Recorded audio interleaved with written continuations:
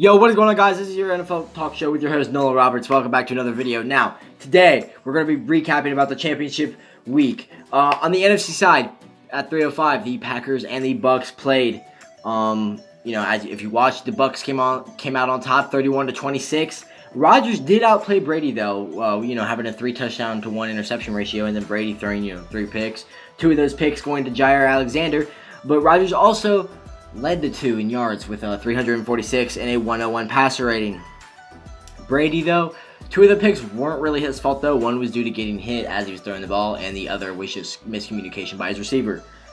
Chris Godwin, though, did have 5 receptions for over 100 yards. 3 different players had a reception, or should I say receiving touchdown.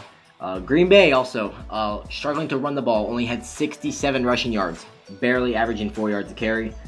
But MBS and Devontae Adams both combined for 11 receptions, 183 yards, and 2 touchdowns. So not a bad duo for that game, passing-wise, but they just couldn't get the job done. And sadly, this is Aaron Rodgers' 4th consecutive NFC Championship loss. So we'll see what kind of moves he would like to do in the future. Don't know if he's going to stay with Green Bay or go to a new team, but we'll see. But this is also Brady's, it's going to be Brady's 10th Super Bowl appearance, most ever, obviously. And if he wins this Super Bowl, he will, in my opinion, be considered the best player of the sport, no matter what. No debate, no ifs, so's, what's, how's, why, whatever. He will be the best player to ever play football if he wins the Super Bowl against the Chiefs. And he, there is a chance that he will win it because they are playing in their hometown, down in Tampa Bay. That's where the Super Bowl is going to be hosted. So that's going to be the first team to ever do it. And then let's get on to the 6:40 game. At 6:40 p.m., Kansas City and Buffalo played. I actually watched the game with my friend Jalen. Kansas City was down to a 9-0 lead, but as you know, in every single playoff for the past 2 years, every single playoff game in the past 2 years, the Kansas City Chiefs have been down by 2 possessions or more and just seem to just come back because they're just built like that. Mahomes, though, getting a 76% completion percentage, 325 yards, 3 touchdowns, no picks, had a crazy game. And with those 325 yards, Kelsey and Hill combined for 290 receiving yards, 21 receptions, and 2 touchdowns. Just absolutely moving the chains very easily. On the run, the Chiefs also managed to get 114 rushing yards and 2 rushing touchdowns. And another cool stat to think about, Travis Kelce and Tyreek Hill both in the past 2 games getting 100 yards each, the first duo to ever do that in the playoffs.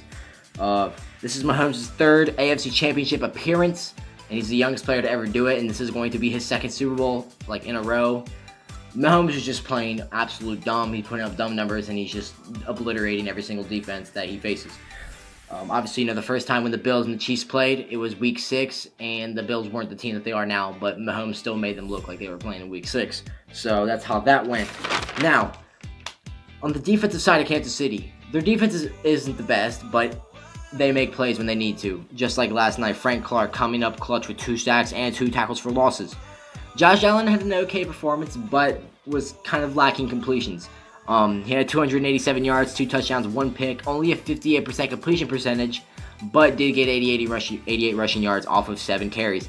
And Stephon Diggs was getting clamped up with the entirety of the first 3 quarters. Now, he only had 2 receptions within those 3 quarters, but then, it did end the game with 6 receptions for 77 yards, but he did have 5 drops as well, so that kind of just breaks him down just a tad bit. He didn't have that good of a performance last night. Cole Beasley actually led the team in receptions and yards, 7 receptions for 88. And their defense only pressured 1 sack, so that's another reason why they couldn't stop Mahomes. Obviously, out of 6 out of the 7 playoff games that Mahomes has played, he's dropped 31 or more points. Just another stat about the high-powered offense that the Chiefs have. Obviously, his seasonal stats, he was 2nd in yards with over 4,700, having a 38-6 touchdown to interception ratio, 14-1 record, and an MVP candidate. Tom Brady, 3rd in yards, just behind him, but did have 2 more touchdowns. He was tied at 2nd with Russell Wilson, and is, I'm pretty sure, the 7th wildcard team to ever make a Super Bowl. So that's another cool thing to think about. He just does it with any team that he wants to. He just, won a Super Bowl in New England, and then 2 years later said, hey, screw it, let's go do it in the NFC. Now, my prediction for the Super Bowl, I know a lot of people aren't going to agree with this, but I definitely think that the Tampa Bay Bucs are going to come out on top. Now, my dad is a Bucs fan, so I know he's going to be hyped when he sees this.